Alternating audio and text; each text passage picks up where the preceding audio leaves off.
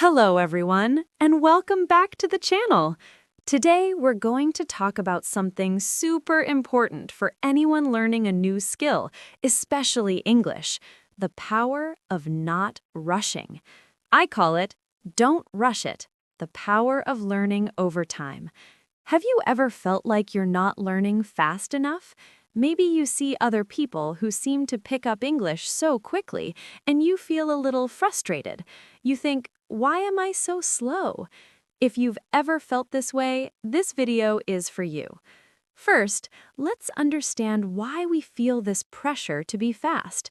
In today's world, everything is about speed. Fast food, fast internet, fast results. We're told that quicker is always better. But when it comes to learning something complex, like a language, that's just not true. Rushing can actually hurt your progress. Think about building a house. Would you want the builders to rush? No way! You'd want them to take their time, lay a strong foundation, and make sure every brick is perfectly in place. If they rush, the house might look okay from the outside, but it could have serious problems later. Learning a language is exactly the same. Your vocabulary, grammar, and pronunciation are the bricks. If you rush, you're building a weak house. When you try to learn too much too quickly, a few things happen. First, you get overwhelmed.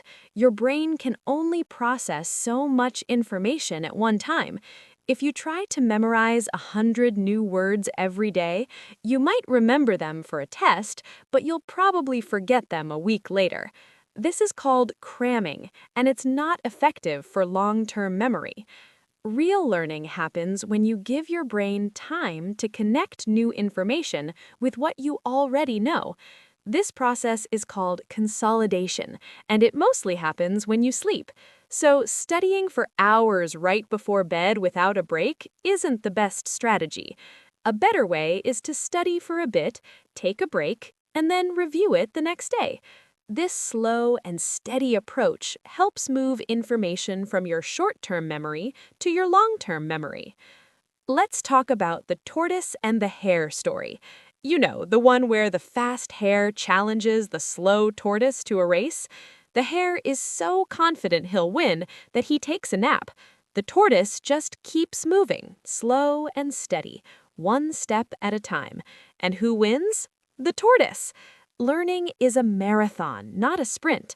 The person who is consistent and patient will always go further than the person who sprints and then gives up.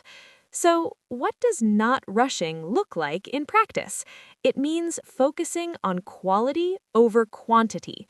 Instead of trying to learn 50 new words, try learning 5 new words really well.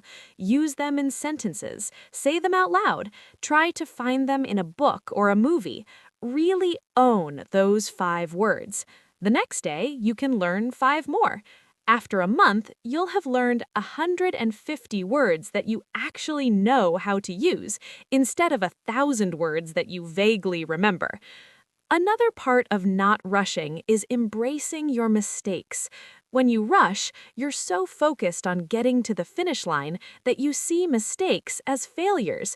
But when you slow down, you can see mistakes for what they really are: learning opportunities.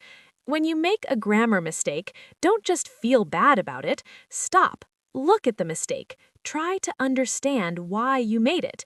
This is how you truly improve. Mistakes are your teachers.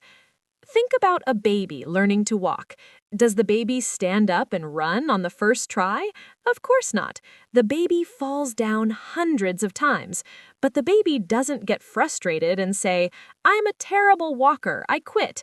No, the baby just gets up and tries again. Each fall teaches the baby's brain and muscles something new about balance and coordination. We should learn from babies. Be patient with yourself. Now, I want to give you some practical tips for slowing down your learning process and making it more effective. First, create a sustainable study routine. Don't say, "I'm going to study for 3 hours every single day." That's a recipe for burnout.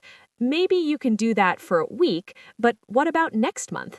Instead, aim for something you know you can do consistently. Maybe it's 25 minutes every day. Consistency is the key. 25 minutes every day is way better than 3 hours once a week.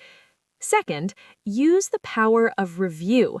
Don't just learn new things all the time. Spend a significant part of your study time reviewing what you've already learned. A great technique is called spaced repetition. This means you review information at increasing intervals. For example, you review a new word 1 day after learning it, then 3 days later, then a week later, and so on. There are great apps like Anki or Quizlet that use this system. Third, make your learning active, not passive. Don't just sit and watch a movie in English. Engage with it. Turn on the subtitles in English. When you hear a new phrase, pause the movie, write it down, and say it out loud. Try to use it in your own sentence. Don't just listen to a podcast. Try to summarize what you heard. Active learning is slower, but the information sticks in your brain so much better. Fourth, celebrate small wins. Did you use a new word correctly in a conversation? Amazing! Did you understand a joke in an English TV show for the first time? That's a huge victory. Acknowledge your progress, no matter how small it seems. This keeps you motivated.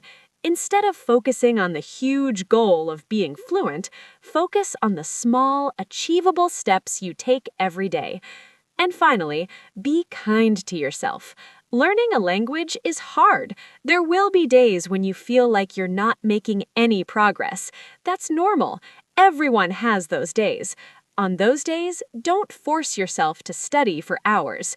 Maybe just do something light and fun in English, like listening to music or watching a short, easy cartoon. The important thing is to stay connected to the language without burning out. Your journey is your own. Your timeline is your own. Don't compare your Chapter 1 to someone else's Chapter 20. Learning over time is powerful because it builds a deep, strong, and flexible understanding of the language.